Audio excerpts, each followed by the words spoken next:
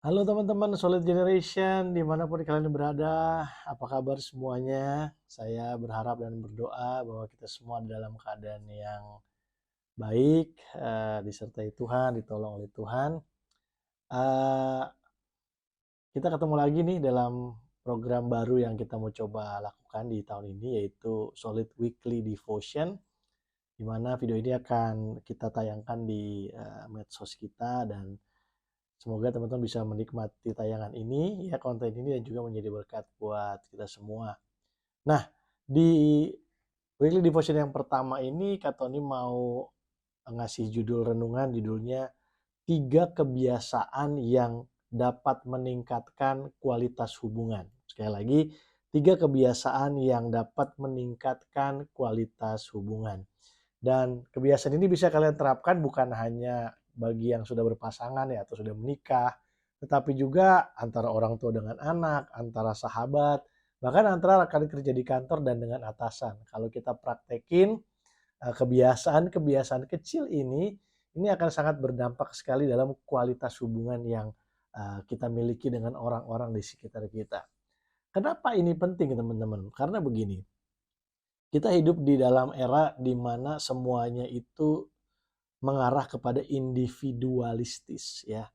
Teknologi, value, sistem nilai yang diajarkan oleh dunia ini seolah-olah membawa kita ke arah bahwa kita itu hidup cukup sendiri gitu. Padahal Alkitab mengajarkan, bahkan ilmu pengetahuan juga mengkonfirmasikan hal itu bahwa manusia adalah makhluk sosial.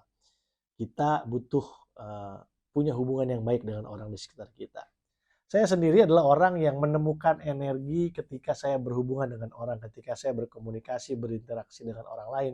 Di situ saya mendapatkan energi yang baru buat kehidupan saya. Kalau ingat sharing Kak Tony beberapa waktu lalu mengenai tabungan emosi bahagia, maka kalian pasti ingat bahwa salah satu dari cara untuk menabung emosi bahagia yang nantinya bisa digunakan ketika kalian mengalami masa sulit adalah persahabatan dan hubungan gitu ya. Hubungan itu penting buat kita. So, ini adalah tiga tips atau tiga kebiasaan kecil yang bisa kalian terapkan atau praktekkan untuk meningkatkan kualitas hubungan yang kalian miliki dengan orang-orang di sekitar ya. Yang pertama adalah memberikan pujian dan apresiasi. Sekali lagi memberikan pujian dan apresiasi.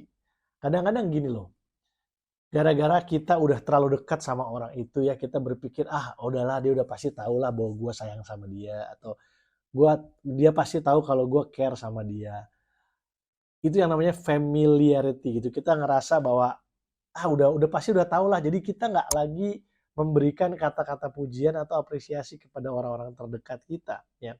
Padahal eh, rasa ingin dipuji itu ya adalah sebuah kebutuhan dasar manusia. Manusia itu emang pada dasarnya ingin dipuji, ingin merasa penting. Makanya penting juga buat kita belajar bagaimana caranya untuk tetap memberikan pujian, memberikan apresiasi. Kalau pasangan, pacar kamu, atau suami atau istri melakukan hal yang baik buat kita, let's give appreciation. Thank you ya, kamu hebat banget, kamu luar biasa, kamu orang yang terbaik yang Tuhan kirim kepada saya, kira-kira gitu ya. Juga buat orang tua atau buat yang udah punya anak, buat anak, jangan lupa memberikan pujian dan apresiasi ya. Saya mau baca satu ayat firman Tuhan bilang begini, dari Ibrani 3 ayat 13.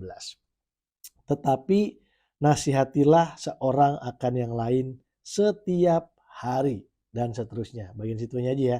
Tetapi nasihatilah seorang akan yang lain setiap hari. Kalau di dalam bahasa Inggris versi Amplified, kata yang dipakai nasihati itu adalah encourage, continually encourage, berikan semangat, dorong semangat orang lain setiap hari. Alkitab mengatakan, mengajarkan untuk kita belajar memuji, mengapresiasi, mendorong semangat orang setiap hari. Karena ini memang kebiasaan yang penting dan bisa menjadi sebuah hal yang nantinya Tuhan bisa pakai untuk meningkatkan kualitas hubungan kita.